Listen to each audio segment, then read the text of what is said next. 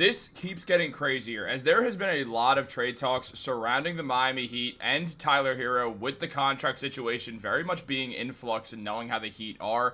And with multiple talks surrounding all these trades with the Miami Heat, there has been more noise surrounding another huge blockbuster trade for the team that Heat fans are going to have opinions on. And I figured we should break all this down because this stuff is getting very real when we consider all the stuff going on with Tyler Hero and his future with the Heat, especially considering how the Heat have been with giving out contract extensions recently. And we're going to jump into all this. But guys, before we do that, if you're part of that 80% that's not subscribed to Heat Digest, make sure to subscribe for daily Miami Heat updates. There's a lot of stuff going on with the team right now, and you do not want to miss out on all the latest and greatest Miami Heat updates from us at Heat Digest. But let's jump into the video. There is a lot to go over. As we know, Pat Riley is notoriously stingy with giving out contract extensions. It's just something that he's very weary of doing, especially as players get older or as the salary cap changes. Now, obviously, that doesn't really apply to Tyler Hero. He's younger. He was drafted by the Heat, and he's still not even in his prime yet. However, there's already been talk surrounding his contract extension as Hero has 2 years left on his deal, and there has been some thought to, we know he's going to ask for a ton of money, and that the Heat are very much going to gauge, is Tyler Hero going to be worth this massive contract that he's going to be asking for? We already gave Bam Adebayo one. Do we also want to give one to Hero? Do we see Tyler Hero as the type of guy that could be a top player on a championship team? The Heat already believe that Bam can be the second best player on a championship team, considering they were 2 wins away from that being a reality. So we know that's the case with Bam, one of the NBA's best defenders, and it's truly stunning that he doesn't have a Defensive Player of the Year award to his name.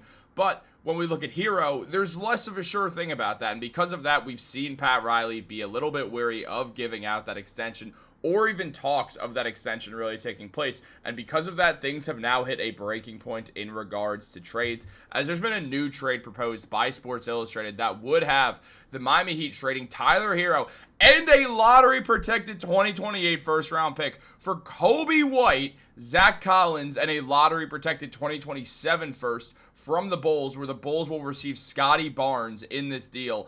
And the Heat effectively trade Tyler Hero for Coby White and Zach Collins from the Bulls, while Hero goes to the Toronto Raptors. I mean, what Bulls fan wrote this article? Because, first of all, real quick in regards to the Raptors, Scotty Barnes for Tyler Hero and a lottery pick is not the worst trade in the world. I'm not trying to say it is.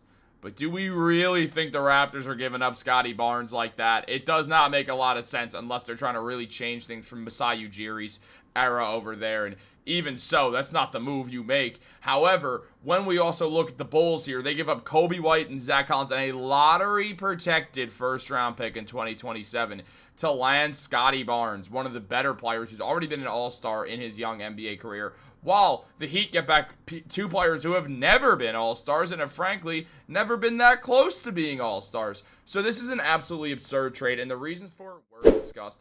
As it was mentioned by Sports Illustrated, given a proper system, White can deliver similar production to Heroes, and he's 1 year younger. Collins could mentor or replace raw 21-year-old Kel'el Ware in the middle. Currently, Miami doesn't own a 2027 first-round pick.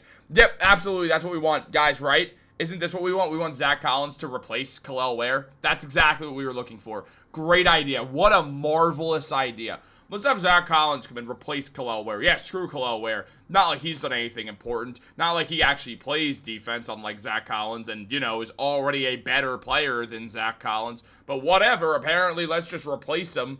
I mean, yeah, the mentor thing makes some sense, but still, that's absolutely ridiculous to say. I mean, look, the Bulls would be trading Coby White to the Heat, where the Heat would be acquiring White, a guy who put up 20.4 points per game, 4 rebounds, and 4.5 assists last season. He's not a great defender, but he is a good scorer after all. He puts up 45% from the field and 37% from 3, and did break out very nicely, which we will go over in one moment. But also they acquire Zach Collins, who apparently is going to replace Kel'el Ware with his 30% from 3, 6.4 points per game and 4.5 rebounds per game. Collins is not a very good defender. He's mainly a power forward at this point, and he has not been the most effective player. Yeah, he's an NBA level player, but that's about as far as things go for Zach Collins. It's just absolutely ridiculous to imagine a world where the Heat would give up the young Tyler Hero, 25 years old, who's putting up 24 points per game, 5.5 rebounds, or 5 rebounds, 5.5 assists, playing solid defense, shooting 37.5% from 3 and 47% from the field, and 45% on corner threes. It just makes no sense whatsoever.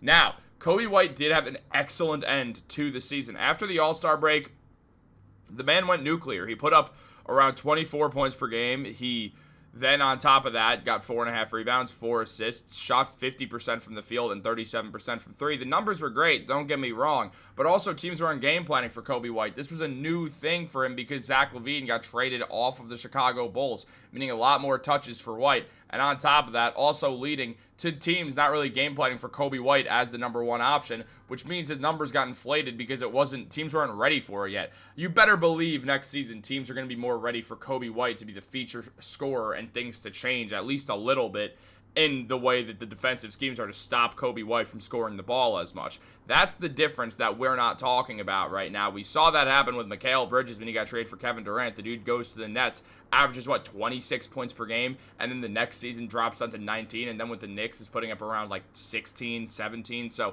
what we're seeing is just inflated numbers, and the Heat should go trade for Coby White, while also understanding that Tyler Hero, part of the reason is he only has 2 years left on his contract. And yeah, I guess that's a little bit something we have to think about, but not necessarily this year. What you would have to think about this year? The fact that Coby White's an expiring deal. It doesn't change anything for the Heat, except you pay Coby White less money. That's the big thing here. And on top of that, he's still going to ask for a lot if he has a good year because you just traded Tyler Hero for him. So you're pretty much saying, yeah, we're all in on you because we got to be, or we're absolute buffoons. This is such a dumb idea. And then you also get Zach Collins, who, yeah, is expiring money. Hooray. Congratulations to the Heat for more freed up money. That's fun. But it's not worth it, obviously. I mean, we look just at everything surrounding it. Sports Illustrated said, for the Bulls, the point guard logjam is now unjammed.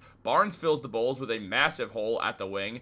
At 24 years old, Barnes fits Chicago's timeline. The Bulls, being counters, won't have to worry about giving White the hefty extension that he richly deserves. Yeah, the Heat have to worry about that one. We're already thinking about with Tyler Hero, you dummy. Then on top of that, Hero would widely improve Toronto's mad backcourt of Emmanuel Quickley and Grady Dick. The thin Eastern Conference, a quartet of Hero, RJ Barrett, Brandon Ingram, and Jakob Poeltl is a legitimate contender for a playoff spot. Future firsts are never a bad thing. No, future firsts are in fact a good thing. It's why the Heat are going to give one up to trade Tyler Hero for a guy who's due for an extension sooner. Why? Why? That's just why. Do you ever wonder why? Said the lady with the long braids and the long hair sitting on the lawn chair, whatever Dominic Fike said. I don't know. But just why? Just why? Answer, no. No, you don't do this trade. You don't trade Tyler Hero. Why would you trade Tyler Hero? I don't get it. If you want to discuss this next year, next offseason, fine. He's not accepting a 2-year contract extension right now. It's not happening. It's not happening. So you wait till next year when he could sign a 4-year deal. And you try to sign him to that. If he's adamant about wanting to hit free agency and get a 5-year contract, that's when you decide, all right, we might have to consider trading Tyler Hero. This season, wonder what you do? You have Tyler Hero be your lead ball handler, your lead guy, your feature offensive player for an entire year and watch and see what he does so you can gauge how much you're actually willing to pay him. You don't trade him for a guy who you're just going to have to pay earlier and isn't as good and is still going to ask for a ton of money. Guys, this is a ridiculous trade. The Hero trade talk is getting out of hand. What do you guys think? Let me know in the comments down below. Like this video, subscribe, turn on post notifications. Have a great day. I will catch you on the next one.